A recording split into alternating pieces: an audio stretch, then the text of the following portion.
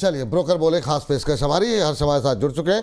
हर्ष, बताइए आज की पहली कंपनी कौन सी होगी? पावर ग्रिड की बात कर लेते हैं। सबसे पहली कंपनी है मोतीलाल ओसवाल की रिपोर्ट आई है, न्यूट्रल की सलाह दी है।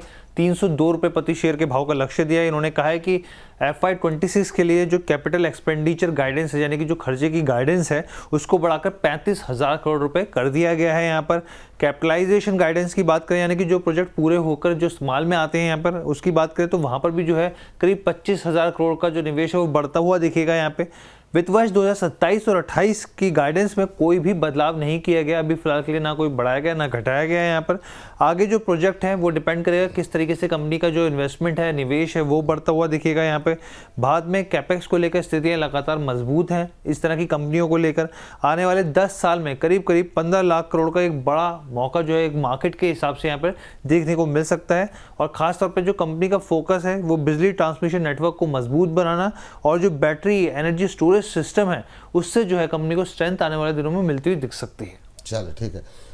चलिए, यहाँ पर हमारे साथ अमित सर, कैसे देख रहे हैं पावर ग्रिड को आप? क्या व्यू रहेगा? सहमत है आप MOSL की इस रिपोर्ट से? कोई बड़ा टारगेट नहीं है 302। अभी अभी जिसने 307 रुपए का हाई टेस्ट किया हुआ है, तो मुझे लगता है ये तो कभी भी अचीव कर लेगा। तो लेकिन इसमें 310 रुपए के ऊपर की अगर हम कभी क्लोजिंग देखते हैं तो हो सकता है ये एक्सटेंडेड टारगेट 344 रुपए तक देखने को मिले। इनके ये करंट मार्केट प्राइस में तो मुझे नहीं लगता लेना वाइसेबल होगा, लेकिन ये 260 250 रुपए की रेंज पे कभी गिरे तो वहां से लेना चाहिए। ये टारगेट भी लगेंगे और 340 रुपए के टारगेट भी लगेंगे, ऐसा लगता है चार्ट्स को देखकर। चलिए, ये बात यहाँ पर निकल के आई है। चलिए, अगली कंपनी के लिए चलते हैं हर्ष के पास। हर्ष, बताइए अगली कंपनी कौन सी? जी, ONGC की बात करते हैं। अगली कंपनी है यहाँ पे CLSC की रिपोर्ट है। आउट परफॉर्म की रेटिंग 415 रुपये प्रति शेयर के भाव के इन्होंने टारगेट्स दिए हैं। सबसे पहले इनका कहना है कि युद्ध शुरू होने के बाद से अगर पूरे ग्लोबल मार्केट में देखें आप, जो एक्सप्लोरेशन और प्रोडक्शन वाली कंपनी है ये, क्योंकि कंपनी का इसका भी बिजनेस मॉडल है, तो साफ तौर पे तो इस पूरी दुनिया में सबसे कमज़ोर जो अगर रहा है स्टॉक वो यही रहा है, ONGC। विंडफॉल टैक्स की जो लगातार बातें चल रही है उसको कोई चिंता का विषय नहीं है। इस पर क्लैरिटी दी गई है। रिपोर्ट में कहा गया है कि उसमें कोई बहुत कुछ होने नहीं जा रहा है। नई नीति से सरकार जो है वो टैक्स की लागत जो है वो कमाने की कोशिश कर सकती है, लेकिन वहाँ पर भी जो है सीमित स्थिति देखने को मिल रही है। $63 प्रति बैरल के आसपास जो है ये कह रहे हैं कि स्टॉक का एक अच्छा अपसाइड दिख सकता है। अगर इसके आसपास रहता है तो $90 रहता है तो 65% का अपसाइड है, ये मान के चल रहे हैं। 3 से 4 महीने में नए फील्ड्स खुलते हुए दिखेंगे, जिससे गैस उत्पादन जो है वो 15% तक बढ़ता हुआ दिख सकता है। नए जो गैस प्राइसेस है वो 50% तक की बढ़ोतरी दिखा सकते हैं यहाँ पे। इसलिए इन्होंने अर्निंग पर शेयर 27 का और 28 का वित्त वर्ष का वो 34% के आसपास बढ़ा दिया है। चलिए, रचित जी शायद फोन लाइन पे हमारे साथ जुड़े हैं। रचित जी, ONGC पे आपसे बातचीत हुई है, अभी क्या व्यू रहेगा सर CLSC की इस रिपोर्ट से? आप सहमत हैं 415 के टारगेट से?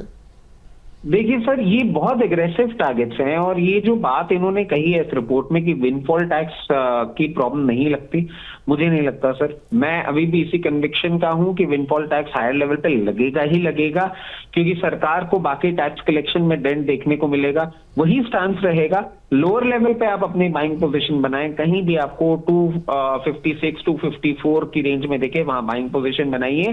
293 298 मैक्सिमम लेवल्स हैं। 400 प्लस के लेवल सर मैं समझ नहीं पा रहा हूं, मैं सहमत नहीं हूं इससे।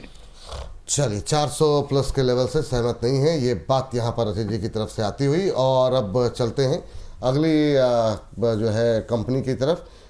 हर्ष, अगली कंपनी कौन सी होगी? टाटा पावर की बात कर लेते हैं। अगली कंपनी है यहाँ पे मोतीलाल ओसवाल की रिपोर्ट है। 455 रुपये के इन्होंने भाव दिए हैं यहाँ पर। सबसे पहले इनका कहना है कि गुजरात के साथ जो यहाँ पे सोलर पावर परचेज एग्रीमेंट हुआ है ये काफ़ी पॉजिटिव है कंपनी के लिए। और यहाँ पर साफ तौर पे जो मुद्रा प्लांट है इनका उसको सपोर्ट करता हुआ ये दिखेगा। यहाँ पे पूरे देश में होने वाले जो नुकसान है, यहाँ पे पीछे हमने बताई भी थी, कई तरह की रिपोर्ट्स आई थी, तो उसके हिसाब से देखें तो ये 75% तक को कम कर सकता है उस नुकसान को। 75% यहाँ पर जो है वो कम हो सकता है नुकसान यहाँ पर। इसके अलावा वित्त वर्ष 27 के लिए 28 के लिए जो कमाई है उसमें 4.5% से लेकर 5% 5.5% तक की बढ़ोतरी इनको दिख रही है। यहाँ पे उड़ीसा और दिल्ली में डिस्ट्रीब्यूशन बिजनेस जो है वो कंपनी का और एक्सपेंड हो रहा है, तो ये एक पॉजिटिव ट्रिगर है यहाँ पे। रूफटॉप सोलर और रिन्यूएबल एक्सपेंशन जो है वो अब कंपनी को आगे ग्रोथ ड्राइवर के तौर पर बढ़ाएंगे यहाँ पे, जिससे फायदा स्टॉक को मिलेगा। 10 गीगावाट की नई मैन्युफैक्चरिंग योजना जो है वो विजिबिलिटी बढ़ती हुई दिखेगी यहाँ पे। और डिस्कॉम का जो जिस तरीके से यहाँ पे प्राइवेटाइजेशन हुआ है उसको जो है उससे फायदा कंपनी को, टाटा पावर को मिलता हुआ दिख सकता है। चलिए, ये बात यहाँ पर निकल के आई है टाटा पावर को लेकर के 455 के टारगेट। टाटा पावर पे लगातार हम लोग बातचीत कर ही रहे हैं। और सर, मोतीलाल ओसवाल की इस रिपोर्ट से सहमत हैं अमित जी आप? 455 के टारगेट? सर टारगेट्स के लिए सहमत हूँ, लेकिन एंट्री पॉइंट सही नहीं होगा ये करंट मार्केट प्राइस में। 333 रुपए से 320 रुपए की रेंज पे कभी मिलता है तो यहाँ पर जरूर एंट्री करना चाहिए स्टॉक में। 455 का भाव लग सकता है, लेकिन इसके लिए करीब करीब अपने को थोड़ा वेट करना पड़ेगा 2029 तक का। तो 2028-29 तक होल्ड करना पड़ेगा। एंट्री पॉइंट 330 रुपए के लगभग करिए और वहां से ये टारगेट को एक्सपेक्ट कर सकते हैं। 455 के टारगेट यहाँ पर दिए गए थे। हाँ, चलिए, तो अब जो है आज की आखिरी कंपनी के बारे में डिस्कस कर लेते हैं। हर्ष, आज की आखिरी कंपनी कौन सी होगी? जी, कोल इंडिया की बात कर लेते हैं यहाँ पर। और कोल इंडिया पे नुवामा की रिपोर्ट आई है। उन्होंने कहा कि भाई रिड्यूस कीजिए अपनी पोजीशन को। 384 का इन्होंने भाव दिया है। और एक पिछले कुछ दिनों से जो तमाम रिपोर्ट्स आई थी वो कह रही थी कि खरीदो, अब इन्होंने रिड्यूस की यहाँ पे सलाह दी है। इसके पीछे का लॉजिक इन्होंने दिया है कि ज़्यादा वॉल्यूम और ख़ास तौर पे जो ई ऑक्शन की बात चल रही है उसका फ़ायदा लंबे समय तक नहीं टिक पाएगा यहाँ पर। दूसरी चीज़ इन्होंने कहा कि सप्लाई ज़्यादा और डिमांड कमज़ोर रहने की संभावना दिख रही है इनको आने वाले दिनों के लिहाज से। ई ऑक्शन की जो स्थिति है वो काफ़ी सीमित हद तक है, बहुत ज़्यादा ग्रोथ उसमें दिख नहीं रही है इनको। FY26 के लिए वॉल्यूम को लेकर भी अभी अनिश्चितता बनी हुई है, इसके ऊपर क्लैरिटी नहीं है यहाँ पे। अगर आप कंपाउंड एनुअल ग्रोथ रेट के हिसाब से देखें तो 4% की स्थिति दिखा रही है यहाँ पे। इसके अलावा अगर आप एबिटा के हिसाब से देखें तो 4% की ग्रोथ यहाँ पर भी सीमित दिख रही है इनको।